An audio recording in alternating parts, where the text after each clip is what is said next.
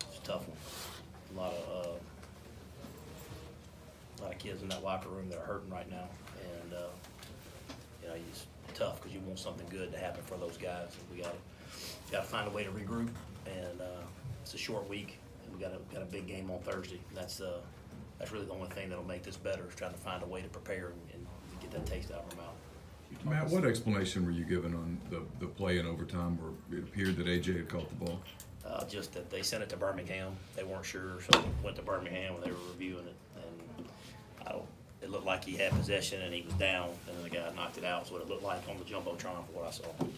Take us through your thoughts when you found out that you were going to overtime and near the end of the game. I mean, yeah, we battled back, made the field goal, got it back to overtime, won the toss and deferred, trying to go get a stop and win the game. Was there consideration on the 4th and 1 before kicking the field goal to tie it to try and maybe? No, not at the end, no. Offensively, Matt, it looked like you guys had opportunities in the red zone and weren't able to finish enough drives with touchdowns. Yeah, that's the story of the game in my mind. And any one of those field goals is a touchdown. You win the football game. And again, we got to. I think the ball was going to the right. We just got to make the plays when they're there and score touchdowns in the red zone. That red zone issue has been one you guys have kind of battled all year. Tonight, was there any commonality with it? Was there anything that? No, we just had a couple of drops. Had a couple balls that were knocked away at the last second. A couple of reviews, Yeah. but any one of those go our way. That's but again, you got to find a way to get it in the end zone. How was Jordan's ankle tonight? Did that bother him at all? It looked like he was a little bit better, maybe even than last week, and ran a little bit better.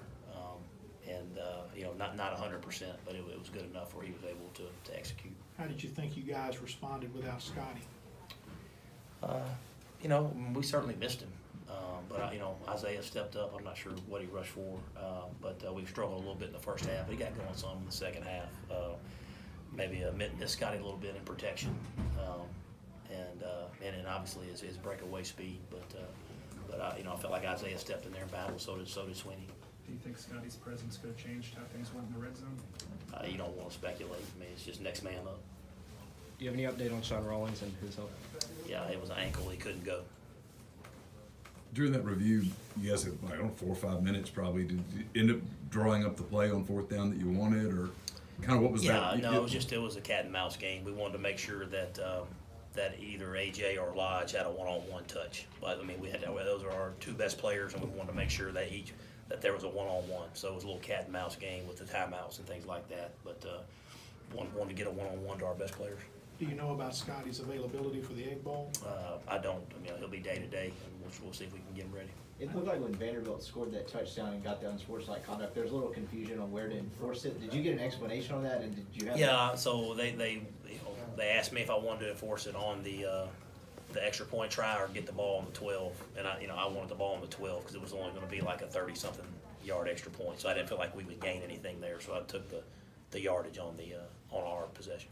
I know you haven't had a chance to watch it back yet, but on Jordan's interceptions, were they reads, do you think, or did the defenders make good plays? One of them wasn't a read. It was just a one-on-one deep ball, and the guy made a play. The other one, I don't think he saw the guy. I don't think he saw him. They had a one-robber deal, and he just didn't see him. So, but then the other one was just a one-on-one shot. The guy made a play. You've had a couple of these gut-wrenching losses now in the last 3 weeks or so.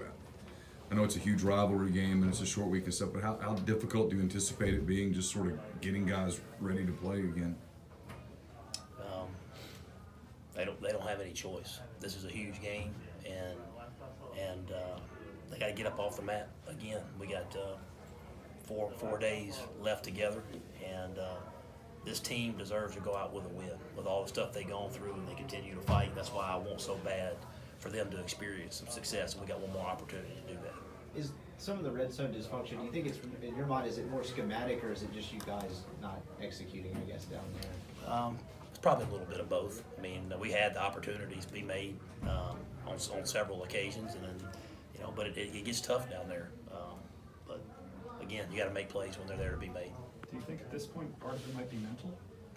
I don't think so. I don't think so. You just got to go out there and play. You can't. You don't worry about it. The last week, 3 weeks ago when you're out there, that didn't have anything to do with it. You just got to go out there and make the plays. Defensively, what'd you think of your guys' effort and production? Good. They flew around and played hard, played with effort, and